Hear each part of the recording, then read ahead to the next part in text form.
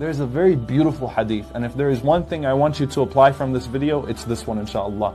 There is one very beautiful hadith which is narrated in Sunan al-Tirmidhi and also Muslim Imam Ahmad with an authentic chain from Anas ibn Malik radiallahu anhu, that the Prophet sallallahu alaihi wasallam said, "Man sa'ala Allahu al-Jannah thalatha marrat." Whoever asks Allah for Jannah 3 times, not only does Allah answer the dua, Rasulullah sallallahu alaihi wasallam says, Jannah actually talks.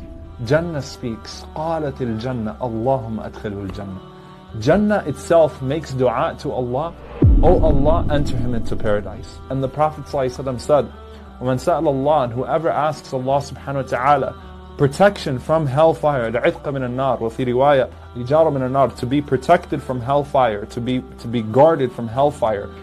Hellfire makes dua to Allah subhanahu wa ta'ala, "Allahumma ajirhu min an-nar." Oh Allah, protect him from the fire. Subhanallah.